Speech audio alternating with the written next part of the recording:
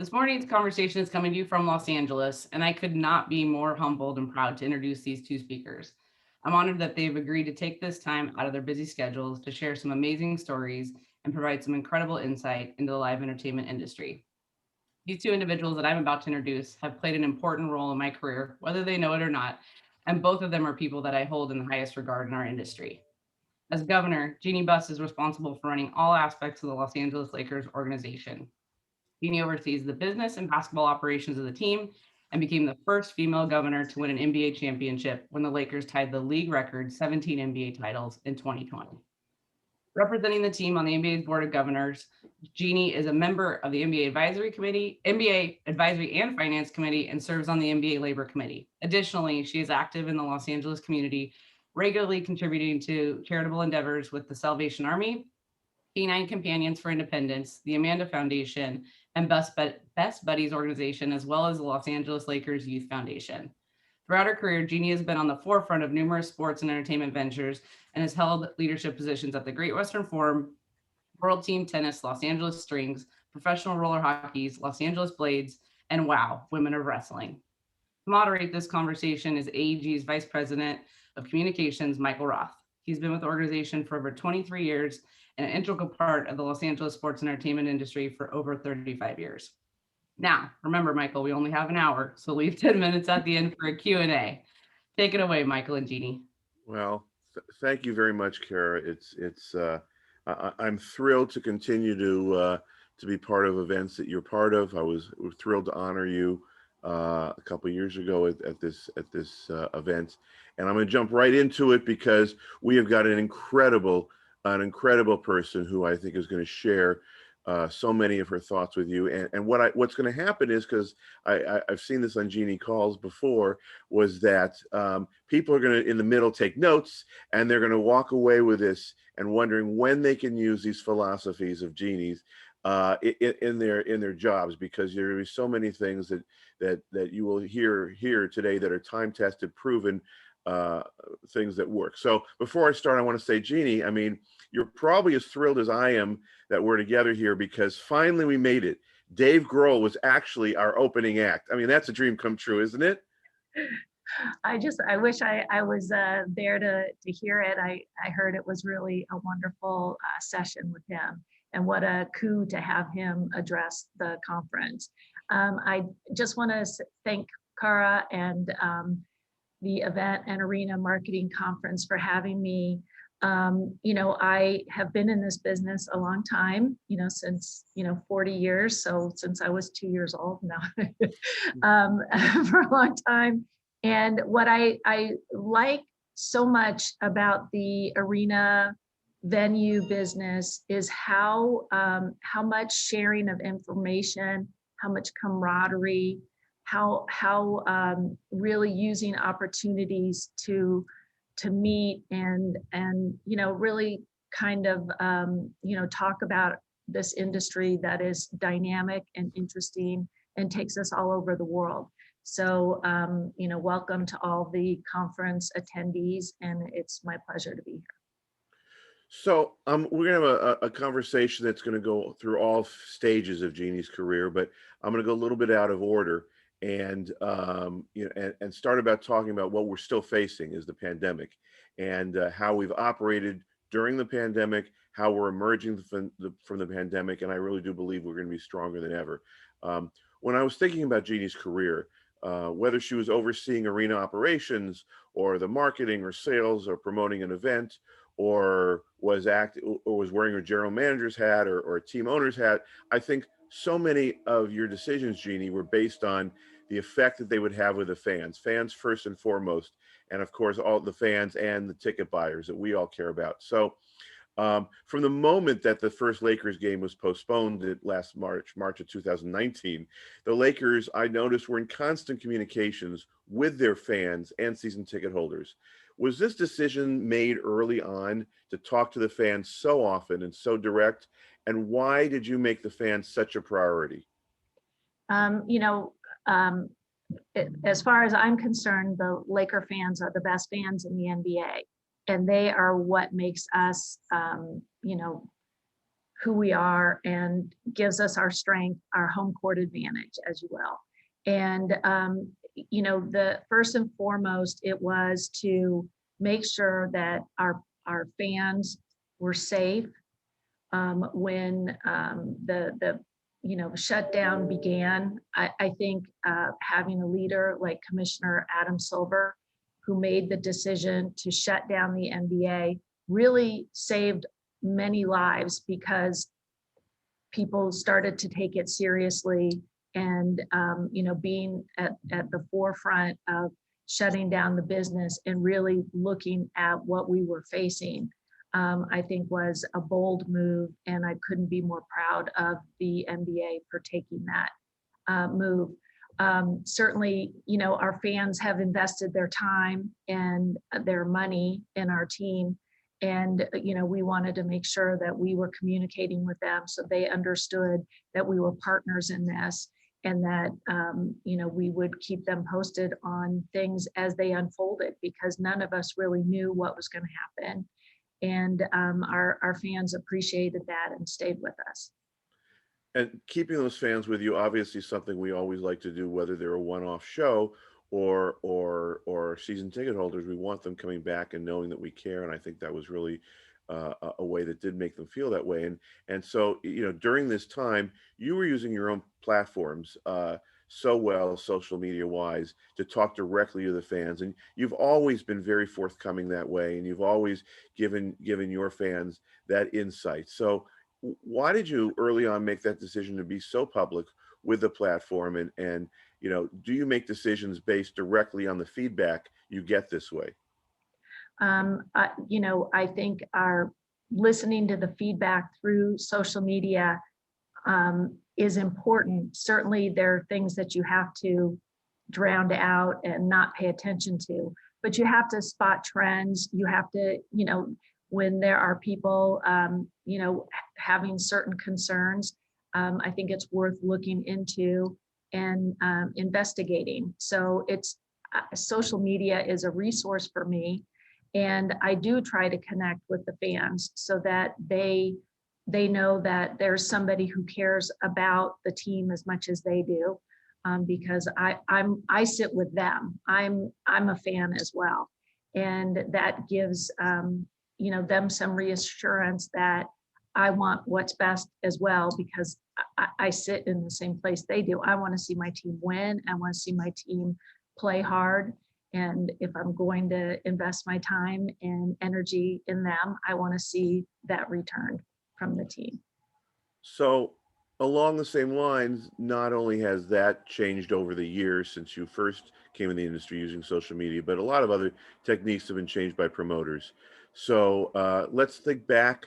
Early on, you were an owner, but really I looked at it not less as an owner, but more of a promoter of franchises like the LA Strings and the LA Lasers, which for those of you who may not remember were tennis and soccer. And I know there's a rollerblade team in there. And you're an owner now doing this again as an investor in Women of Wrestling, which is a really terrific show that's specifically designed for arenas and designed to take over those nights that are open. And I think the show is now going back on the road. You're starting to book it for venues. Tell us how marketing for an event like this has changed over the years, and how have you adapted to the time, social media and otherwise, to promote Women of Wrestling? Okay, just to give everyone some background, when I was 18 years old, my father bought the Los Angeles Lakers along with the LA Kings hockey team, and the arena that they played in at that time was the Great Western Forum. My dad immediately put me to work while I was in school because he thought experience would help educate me as well. And when you own an arena, as everybody in this business knows, if you have a hockey team and a basketball team playing, that's about 100 nights a year. Well, there's another 250 odd nights that you want to find some kind of programming that works and draws fans. And my dad, he put me in charge of whatever new thing was coming around, whether it was World Team Tennis, or indoor volleyball. We had a pro league. Then, really the one that took the cake that I thought I was going to quit over was, he told me, he goes, I just bought you a roller hockey team. I said, what's a roller hockey team? And this was in the 90s. And it was when inline skating really started to hit. And, I think I cried that night because I was like, how am I going to sell this? Well, I went down to the beach and I watched all these kids playing pickup hockey on the beach. And I went, oh my gosh, it's the future. It's like young kids get this. And if we can just have this league stay around for 10 years, then that 12-year-old that's on the beach playing is now going to be my ticket buyer 10 years later. Unfortunately, that league only lasted 8 years. But we were always looking for different opportunities. Even my father sent me to Russia in the 80s to negotiate with the cultural ministry to bring the Moscow circus to tour America. I was 25 years old sitting in a government official's office in Russia. I still can't believe it. But, I think in our industry, we all have stories like that, where we're looking for what the next thing will be. And for me personally, what I have invested my own money in is Women of Wrestling.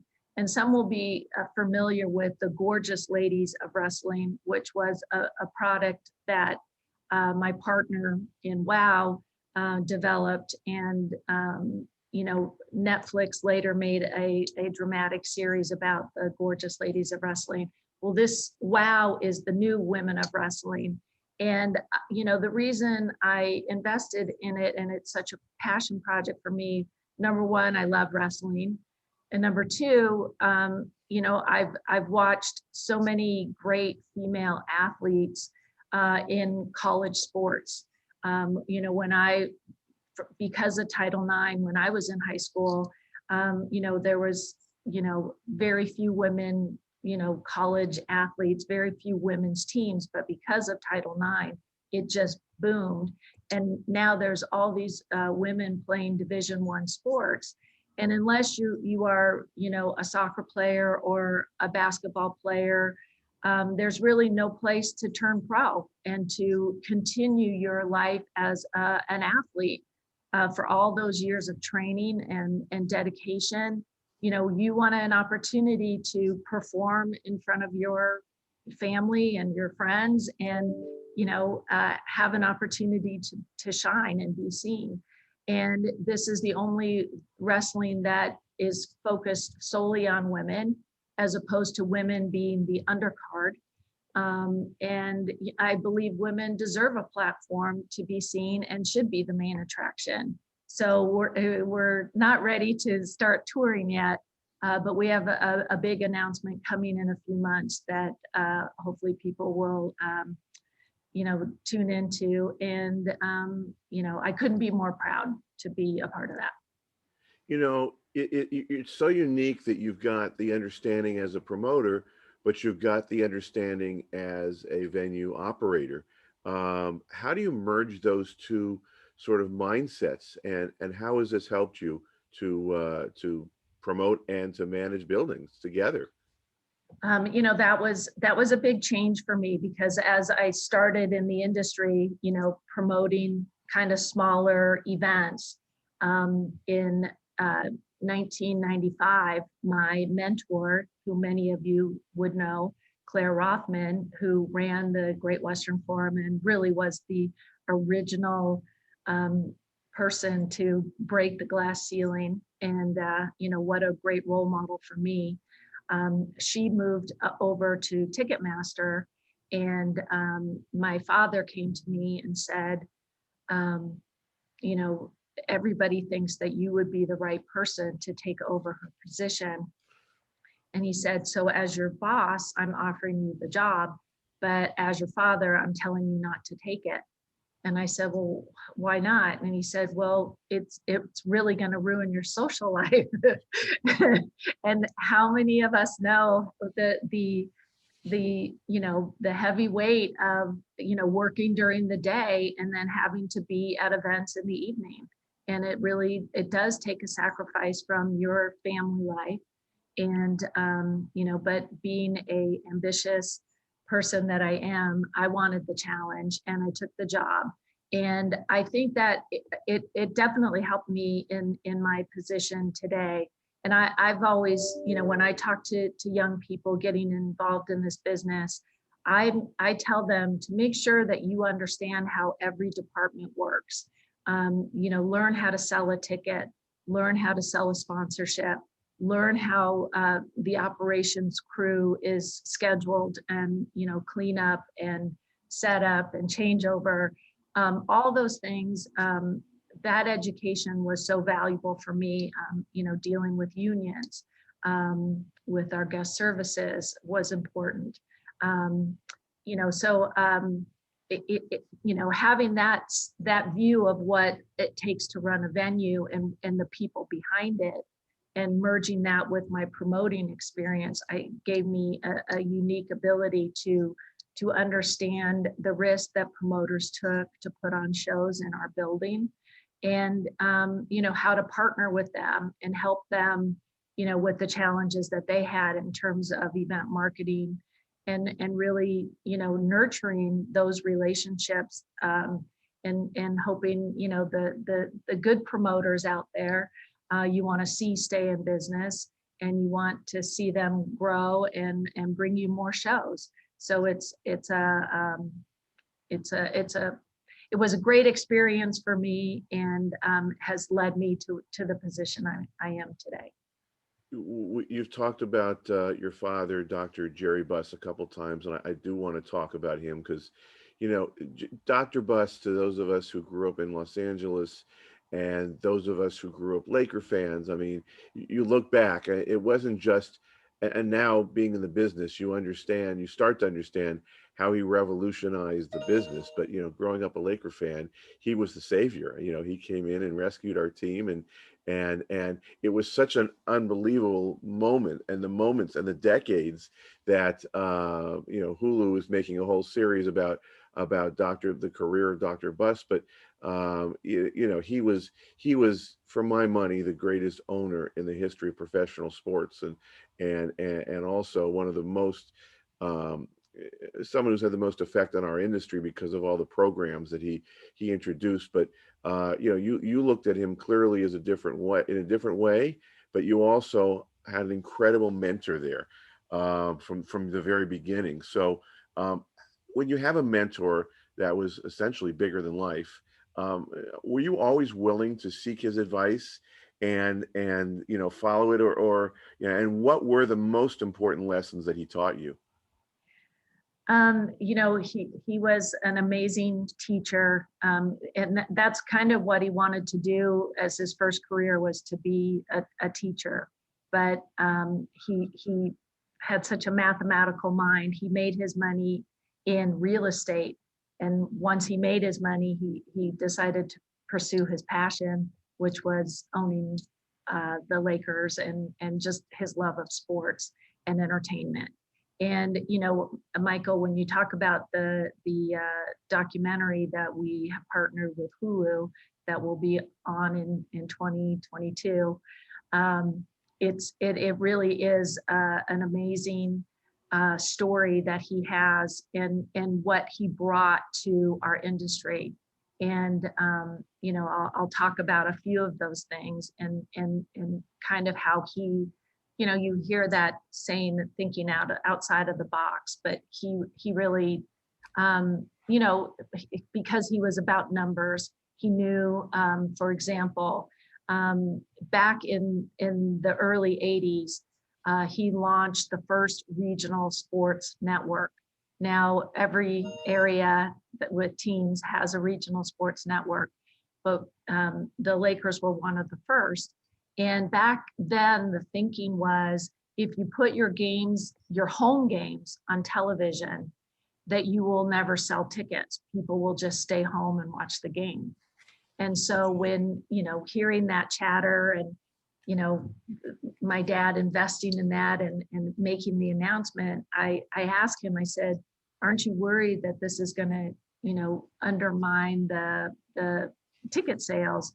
And he said, no, Jeanie, you have to look at it that the forum only holds 17,505 people. And not everybody who wants to see the game can go. So we're going to just expand the size of the venue so everybody who wants to go can see the game. So it was that kind of thinking that he looked at it as a way of selling more tickets as opposed to selling less tickets. Then,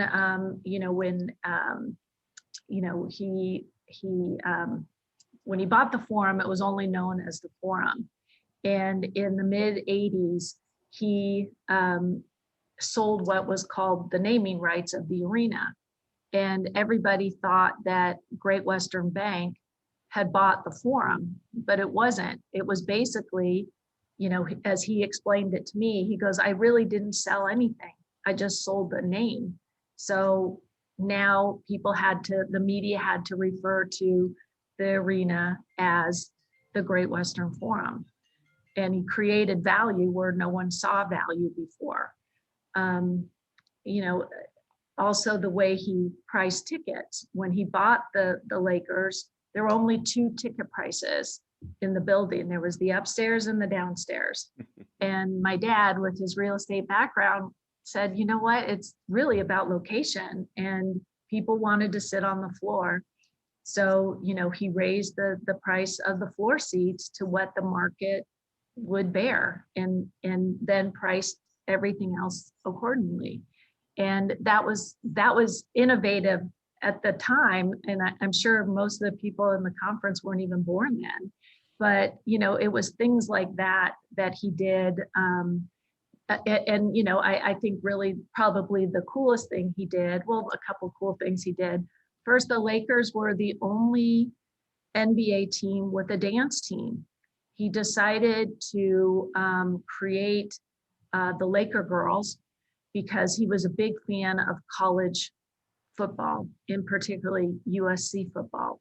And USC, for those that know USC or have ever gone to a game, they have the Song Girls, who are, their version of the cheerleaders. And my dad always thought that was great to give that college atmosphere. So he, created the Laker Girls, and people were stunned. Like, why would you have dancing girls at the games? And he said, it's the ultimate and equal opportunity, because when the men have the stage, they're the focus, but when they take a break, it's time for the women to have the stage. And so it really was, ahead of his time thinking. Now all 30 teams in the NBA have a dance team as part of their entertainment. And, some people, who are Laker fans know the term Showtime. And that really came from my father. What he wanted to do was merge sports and entertainment and really put on a show that you would be fully entertained for the 2.5 hours that you were at the arena. And he got that idea because he used to love to go to nightclubs and watch a show. And he always liked how they would turn down the lights and then say, it's showtime. And that's really what he wanted to create. And if you notice, we're one of, the only facilities that has 2 NBA teams playing in the same place. But if you watch the games on TV, they look like 2 different events. And it really comes down to the lighting. And, the lighting is so important to our brand, to our signature, and creating that environment of like, it's kind of like boxing, where everybody's focused on the court and what's going on the court. You talk about eras for teams, and Showtime was a brand, obviously, and it really was an entire era, more than a decade. And And like you said, it's not just this, it's not just what the experience was. It represented a style of basketball. And you know, you say Showtime and you know there's only one team. So do you think, I mean, he obviously was sort of early on, he was a marketer and he was creating a brand, and the brand made a whole new relevance for the team. You know, and how have you seen branding like this used in other ways? So to brand a venue or an artist or a tour or even a specialty food item in the arena, how is branding used by venues today that you've seen, and what are some of the examples that you like? Well, for us, it's kind of like the brand presents itself. Like, I think what's important is people need to lean in to what's already occurring and identify it and nurture it. So in our case, there was a time where people kind of criticize, like, oh, that's just too Hollywood, and it's too much. And to me, Hollywood, those are the hardest working people in town. They're the ones that put on the entertainment. Like, why is being Hollywood a negative? I think it's a positive. And we really did lean into the celebrity atmosphere. One of the things my dad said to me is that he always wanted to make sure that celebrities were sitting on the floor or wherever they were comfortable, and to make them feel welcome, and that they were in a safe environment. And the reason was that he said, Jeanie, when you have friends that come to visit LA, they ask you for three things. They want to go to Disneyland, they want to go to the beach, and they want to see a celebrity. And where can you go where you know that you can guarantee they will see a celebrity? We'll take them to a Laker game. So, we just have this, and it isn't about like the elite. It's about everybody's a celebrity when they come to a Lakers game. So, put on your Jack Nicholson, best, sunglasses, and be cool. Like, come hang out with us, be part of the atmosphere, and really, just lean into the things that are already happening. You know that the team is so associated with LA and so associated with the venue. And by the way, as a venue, congratulations, I guess, to all of us on the 20-year renewal that the Lakers and Staples Center announced last month.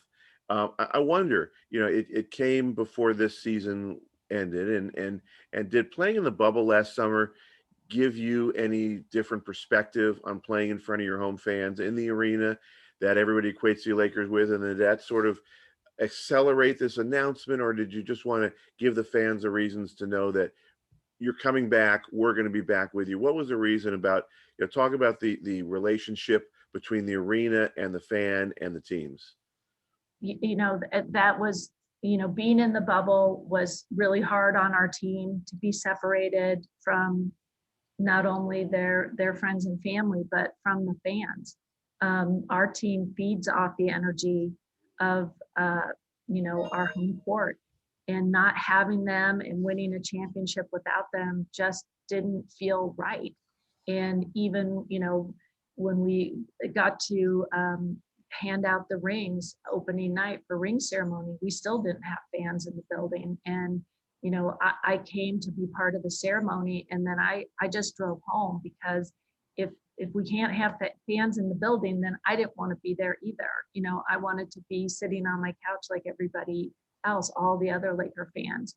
So it was never, even in any conversation with my dad where we would, strategize about future events and how things would go. And, never did we ever talk about a pandemic and what that would bring on. And, certainly it was a challenge for all of us. Was our industry even going to survive? Were people ever going to want to go to a live event again, knowing the dangers out there, and would things ever be the same? And you saw the Lakers this season start to pick up steam, a little bit too late in the season, but that came from having fans in the building. The team just kept saying, can we have more? Can you get more in there? We need more. And so it was nice. We saved unveiling the banner until we had some fans in the building, certainly not a full building, but at least we got to share that moment and be together. And so it was really difficult to be away. I will never, ever, ever take for granted what home means and our home court advantage. And certainly I am thrilled that we have signed an extension to our lease at Staples Center. I'll never forget when the announcement was made that the Lakers would leave the Forum, where we had been for almost 40 years. There was a lot of fans who were like, you can't move from the Forum. That's we're going to lose our mojo. We're never going to win again. And, but the team, we needed to upgrade the experience for the fans. And that's what Staples Center meant for us.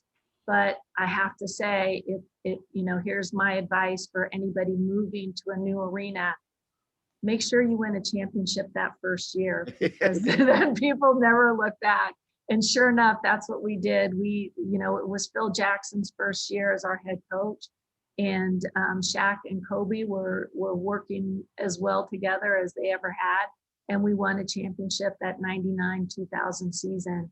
And, we established Staples Center as our home, and we can, expect to continue to win there well into the future. And the partnership with AEG has just been fantastic. I mean, you talk about, really, you're only as good as the people that you're working with, because if you have one weak link in the chain, that's where everything falls apart. And the partnership with AEG all these years has been so productive and tremendous, and working through issues that none of us had ever dealt with before. I'm just blessed that the Lakers will continue to be calling Staples Center their home for the future, and the upgrades that will be done to the arena that AEG is going to invest for the fan experience means that Los Angeles is going to have a state-of-the-art facility for the next few decades.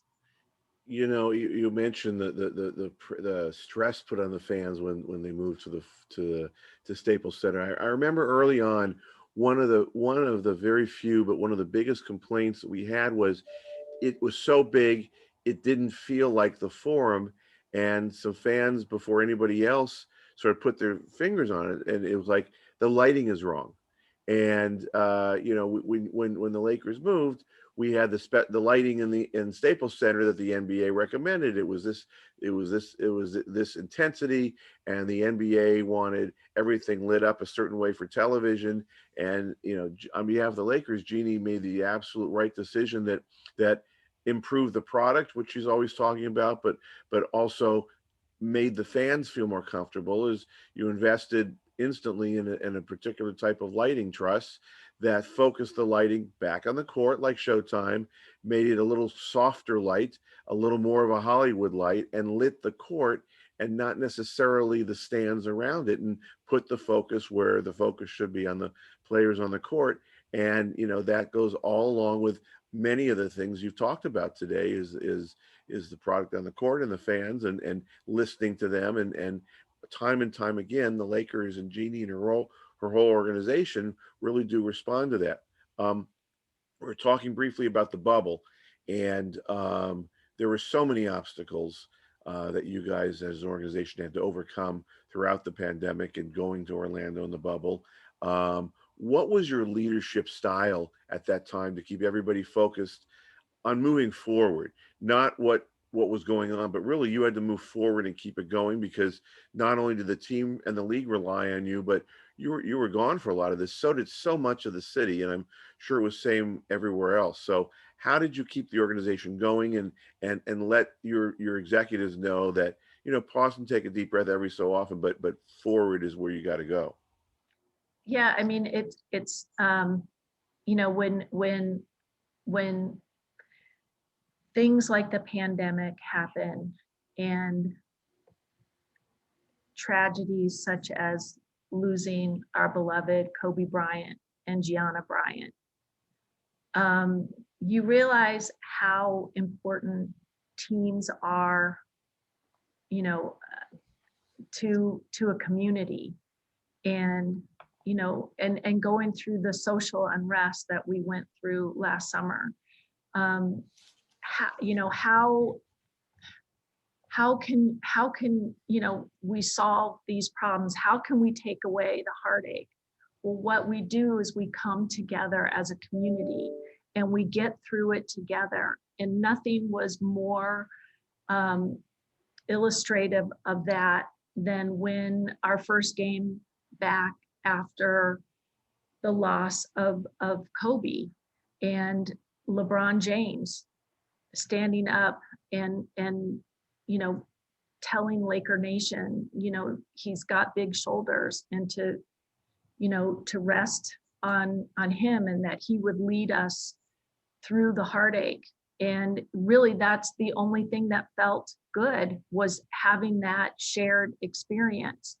And so even the challenge of the bubble, it was important to our fans back home to have something to focus on, with all the anxiety and the unknown that we were facing with the pandemic, and what was life going to look like, and when would things ever be normal again. Well, we had some normalcy watching the Lakers play on television with our families at home safely.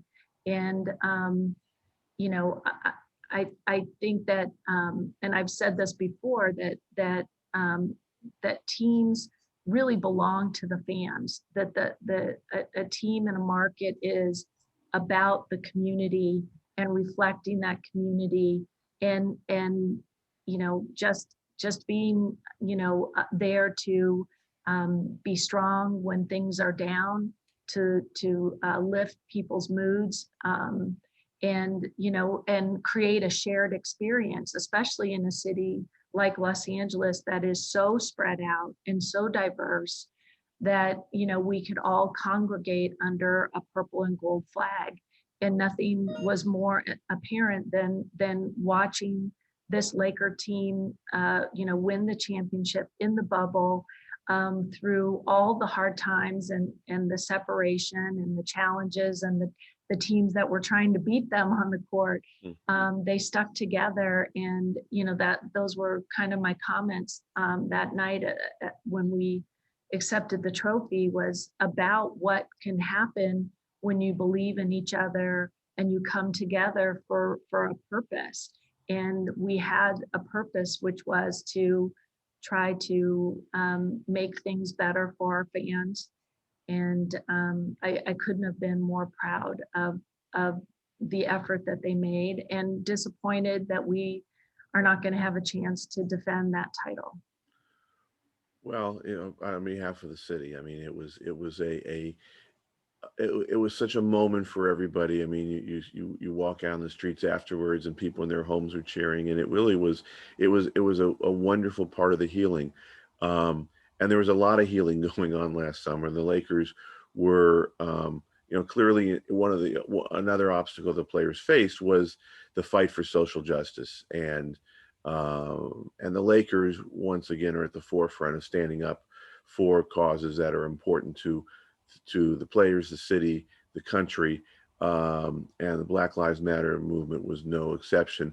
So, and all the players used their platforms, and the team used its platform about this cause. So, what are your feelings about how these platforms for sports teams and players are used, and how they're used to create and promote change when the athletes choose to take a stand?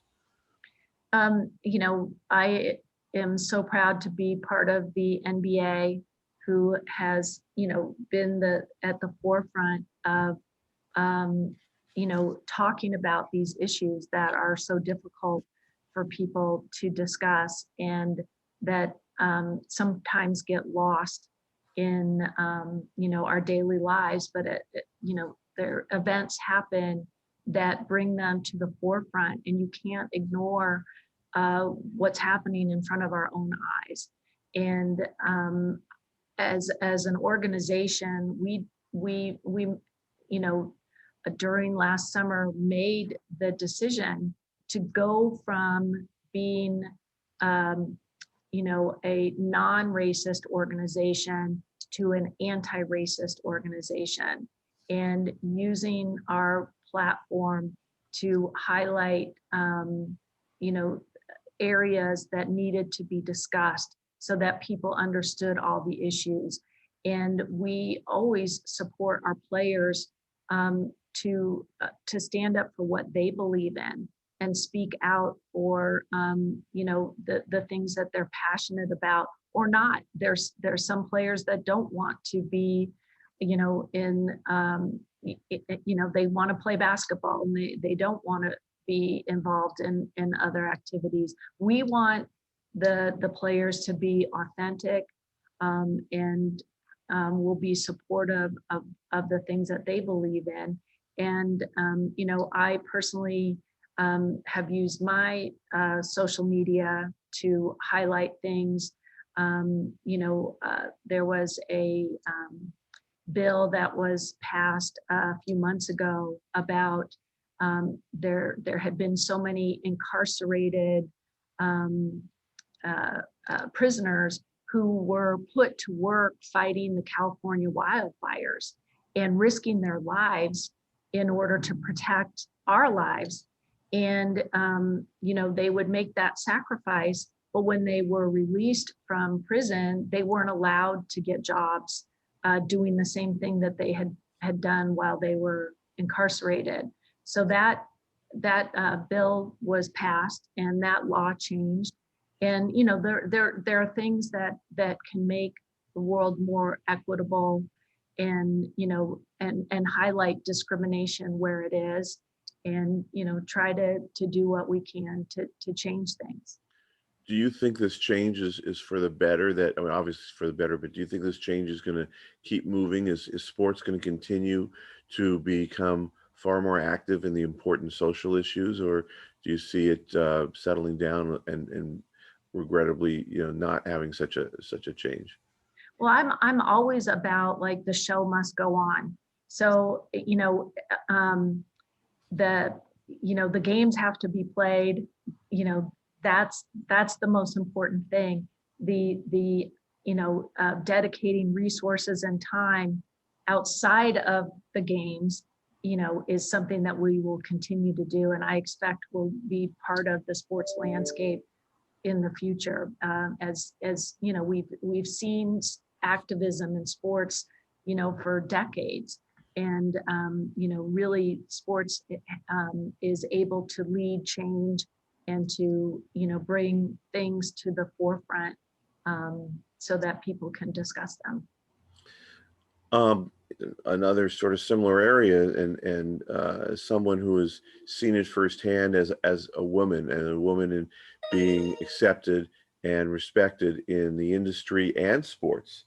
You've experienced a lot on many different levels. How have you seen the perception of women change over the last, say, decade in sports and venue management?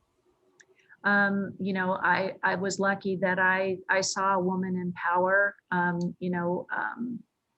as I was, starting my career. But that was few and far between. And I can tell you now that, I'm not alone. There's so many women that are in our industry, involved in sports and entertainment and venue management and all areas of the businesses that cross over and what we do. And I think that the workplace has changed in terms of acceptable behavior, and people are becoming more sensitive to what might have been common when I was in my 20s, in a workplace. You know, you know, you have to understand how some things might make other people feel uncomfortable. So I think there's an acknowledgement of you know, making things you know, sustainable for everybody in a work environment. And that means that they have a right to work without harassment or made to feel on the outside. I remember when, you know, I played golf at Palisades High School. And, you know, that's when not too many women were playing sports. It was the beginning of Title IX. And I remember that the guys in the office would all plan to go play golf, and they'd never ask me to go because they just assumed women didn't play golf. And you know, how many deals did I hear about that were being made on a golf course and I was excluded from? I never had that opportunity. So it's, you know, it's taken time, but things have evolved, and people are more inclusive and more thoughtful about things, and compassionate, and thinking about how the other person feels. You know, put yourself in other people's shoes, as they say. As a leader of an organization, is there a particular tip you can give people who are mentoring women and who are trying to help promote women through, that you maybe have to do regrettably differently than others, just to make sure that this is an equal playing field?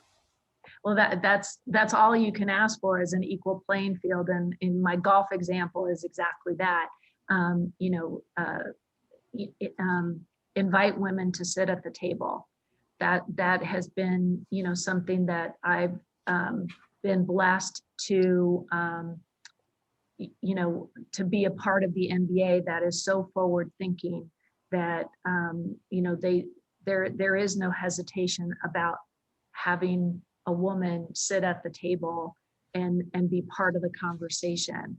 And I think as you know, women and just anybody in a position of power, to you know, give confidence to the women coming up, and you know, giving them a helping hand, and you know, inspire confidence in them, empower them. You know, now more than ever, I think the city and the fans need to need assistance in a lot of places, and the Lakers have never backed away from their responsibility as to running their foundation and giving back in so many ways. And you've had these generous players who do the same. Um, Talk about the foundation, and you know, it really is an example setting foundation. Why the emphasis, and what are some of the things that you would recommend to others who have their own foundations for teams and for venues? Well, you know, we like to partner with successful community grassroots efforts, so that we can amplify the investment that they're already making in the community, and being a resource for them.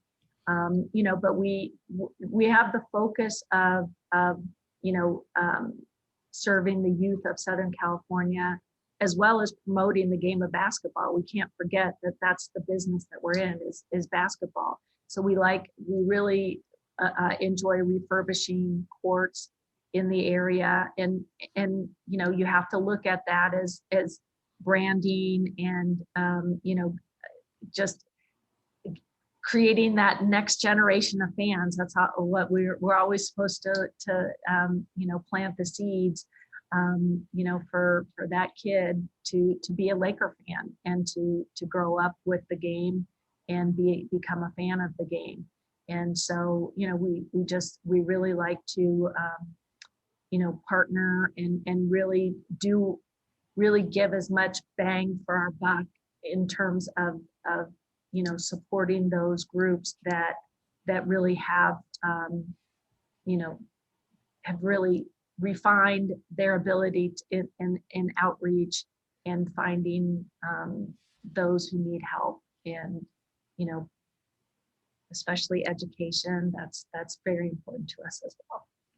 And using what you have as a resource for the city. And it's funny, before all teams sort of stepped up because the league asked them to, the Lakers and Staples Center were already talking about making the venue a vote center for the city of Los Angeles. And that's another example of in a more physical way and giving back to the city. And that was really, I'm sure you got the feedback about how important it was for the team to give back in that way as well. Yeah, and it's like we all don't realize that, or maybe take for granted how easy it is for some of us to vote. And something as simple as that, but a place where people are used to going, where they feel safe, where they feel happiness. That was something to really be proud of. We all have sort of ways that we live our life, and there I'm going to tee this one up because I know where your answer is going to go, but I love the answer. So if I said to you, Jeanie, yeah, as you look around, life is sort of like a poker game, isn't it? Yeah, I mean, You know the story I'm looking for about. yeah, like there's a story that one of the lessons that my dad taught me was, he's, a lot of people know he was a great poker player. As a matter of fact, he was on the World Poker Tour in the 90s, and he was voted Rookie of the Year when he was in his 60s. But anyway, he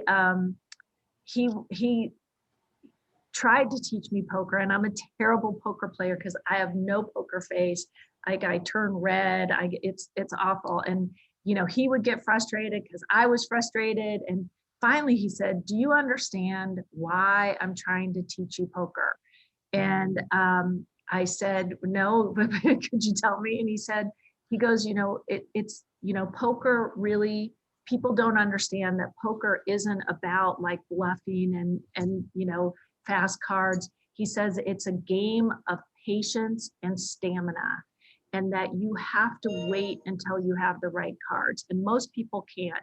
They lose patience and they try to bluff or go all in, and they get busted. And he said, but when you get the cards, you have to be able to go from 0 to 100 like that. And he said, I know you have the patience and you have the stamina. He goes, but I don't know if you have the ability to go from 0 to 100 like that. And that's what I'm trying to teach you. And I like to think that, I'm a person that has a hard time, seeing players traded. We had developed a really nice young core of players that are doing well around the NBA. But there came a moment where we had an opportunity to acquire a great talent like Anthony Davis. And to acquire a great talent, you have to give up great talent. And I was hesitant about approving the trade, but that's exactly the moment that my dad, I know, would have been proud of me, because we went all in. We had the right pieces, the right assets, and that led us to win championship number 17, which is his original goal of buying the Lakers was to try to get the Lakers to surpass the Boston Celtics. And I'm sure there's some Boston people out there that it's what makes the rivalry so great. And we got number 17, so we are now tied with the Boston Celtics, which I know my dad would be thrilled about. I think that's a wonderful spot to sort of turn it back to Kara, because I know there's some more questions coming in. We've got about 5.5 minutes to go, and once again, Jeanie, I mean, I've heard you so many times. I still took a few notes, and just watching how you lead and just appreciating, respecting how you have taken this jewel of the city, the Lakers, and made it for everybody is just really, really wonderful for a Los Angelino. Kara, what do you have in the queue there? It's almost like you guys were reading them, because I'm like, oh, that's a good one. And then you sort of hit some nuggets on it and questioned it. So for the folks that have asked, I think a couple of them got answered, but I will follow up on the one about, attracting the next generation, the Gen Z, like definitely reaching out to the community, but they have so many more options than I did as a kid, and we all have. So there's just so many opportunities for different entertainment. How do you connect? And I think sometimes like, oh, it's just the Lakers, but like you guys continually reinvent yourself to connect to that next generation. And are there any challenges that you've seen, and anything else you want to add to that little point? Well, I'm a proponent for, kind of the mantra at the NBA is, we have to go to where our customers are. So, you back in the day, it was easy just to, buy an ad in the newspaper and sell your event.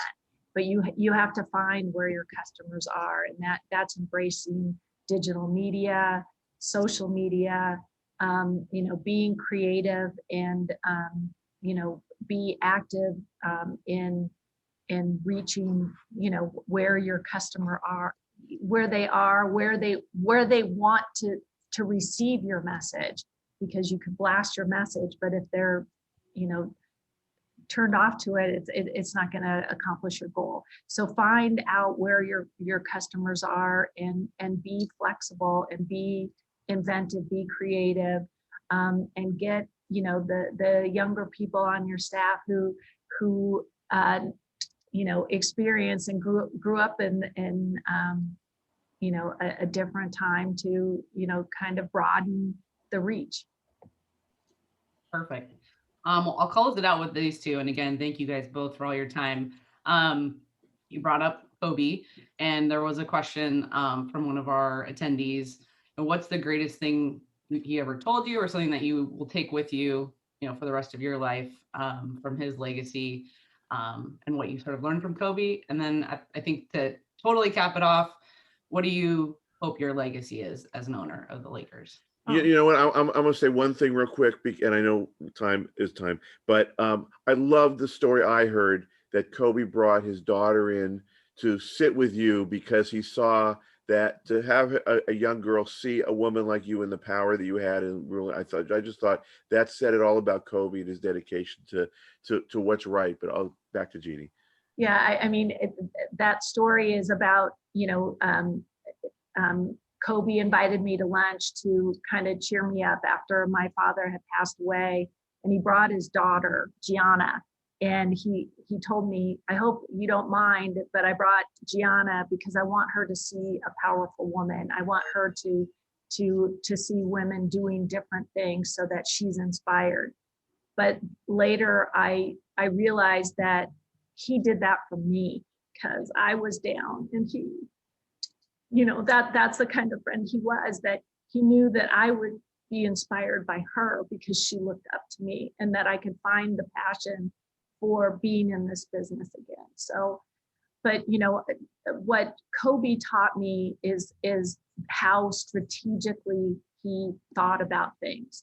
And when I would go to him to get advice, he would ask questions, and then kind of, that's probably why he was such a great filmmaker, because he could always take the camera back and see the bigger picture and then start from there. Like, don't just focus on the small problem here. Make sure that you're seeing the whole thing, and that when you do make a decision, that you follow through on every part of it. And so you see this generation of NBA players who were inspired by Kobe and work as hard as they do, and they approach the game the way he does, by dissecting it, planning, preparation, be the most prepared guy out there. And your legacy, what do you want your legacy to be? My legacy is to just continue keeping the Lakers great. That, my dad got him to this point, and that I hope that I can continue the path that he set us off on, and just making Los Angeles proud of their basketball team. That's what he wanted to accomplish, and that's what I'm trying to do. Awesome. Kara, 15 seconds to spare from 10 o'clock straight up. I'm impressed, and thank you guys so much. This has just been an absolute treat, and I can't wait to watch it again. Honestly, my notes are full, and just so proud to have been able to bring this to the attendees. Thank you, everybody.